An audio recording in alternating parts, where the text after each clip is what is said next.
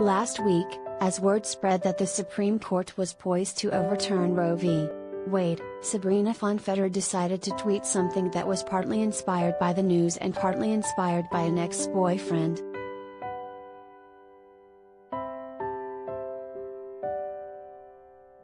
I tweet this every time men decide it's time to make decisions about women's bodies, but my ex-boyfriend thought all women got their period on the 15th of the month, she told her followers. He was 26 at the time.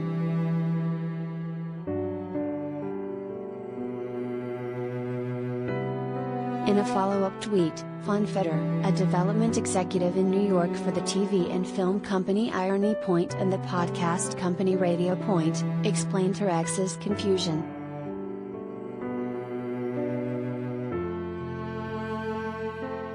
He had once heard a comedian joke that he loves his girlfriend, except around the 15th of the month, if you know what I mean.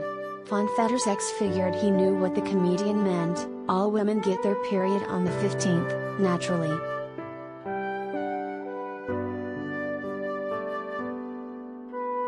Fonfeder's tweet went viral, racking up more than 19,000 retweets and 196,000 likes.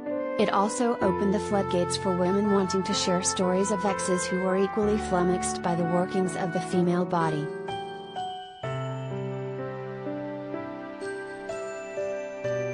My ex thought we could just start our periods whenever we wanted, one woman said. He asked if I could schedule it around his birthday once. Someone married him and had his child.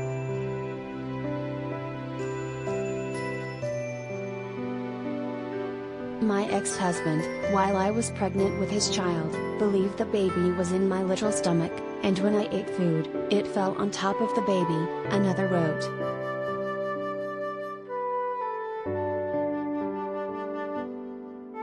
I once dated a 23-year-old who was furious that I mentioned drinking wine while on my period, another woman said.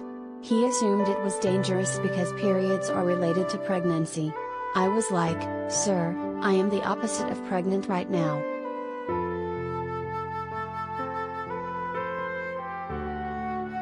Then there was this doozy, from an aspiring physician no less. I had an ex that told me women shouldn't complain about their periods because they are clearly getting pleasure from their tampons. He was pre-med.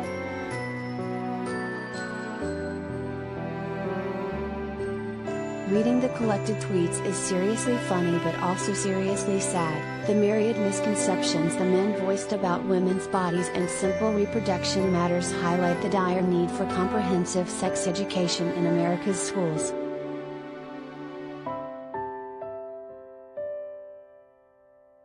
According to the Sexuality and Information Council of the United States, only 38% of high schools and 14% of middle schools across the country teach the topics identified as critical for sex education by the Centers for Disease Control and Prevention. That includes instruction on healthy relationships and lessons on birth control, abortion and sexually transmitted diseases.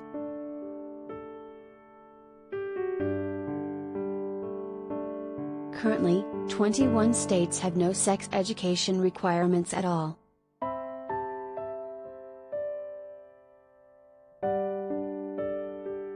The fight to improve reproductive health education in schools isn't getting any easier, either. Increasingly, critics of even basic sex ed are labeling teachers who provide the lessons as groomers intent on sexualizing children in the classroom.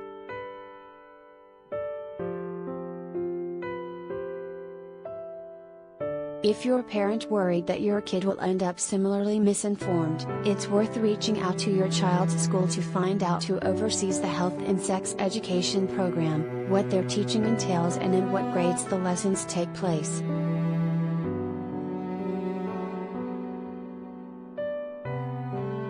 If you want to cover your bases at home, Sex Ed for Social Change, SECUS, a group initially known as the Sexual Information and Education Council of the United States, recently put out a great list of online sex ed resources for kids of all ages.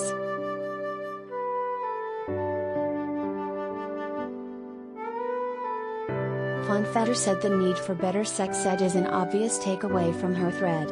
But her intended argument was just that men shouldn't be able to legislate parts of reproduction in the human body that they don't understand.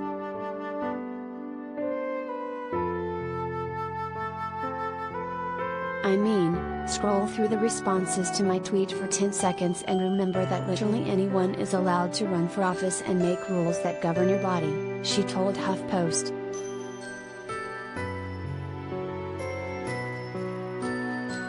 It's frightening, Fonfeder noted, that the guy who thought his pregnant wife carried their baby inside her stomach, alongside her lunch, can run for public office and vote on legislation about women's bodies.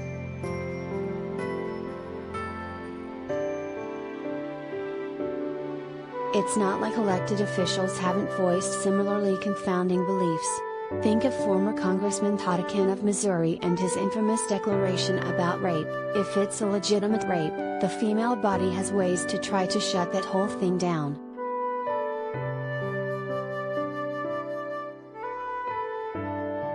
Then there was Dan Flynn, a former Texas state representative who was one of the main architects of a 2013 proposed anti-abortion law in the state, even though he had no idea how abortion actually worked. As an interview with Samantha Bee revealed, Flynn seemed to think that abortion providers cut into women's bodies. Wrong procedure, that's a C-section.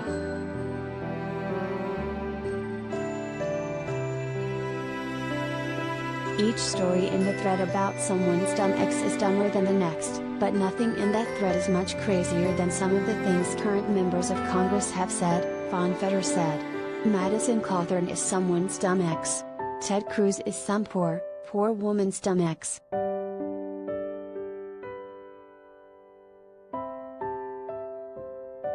Besides providing comic relief, Fonfeder hopes her thread reminds readers that if lawmakers are intent on legislating women's bodies and reproductive health care, they should at least be able to pass a 9th grade biology class.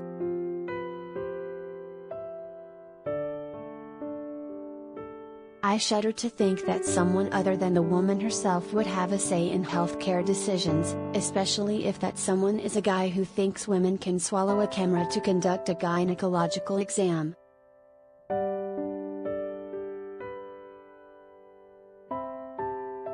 No, Fonfeder joked, that's not a belief from a guy from my thread.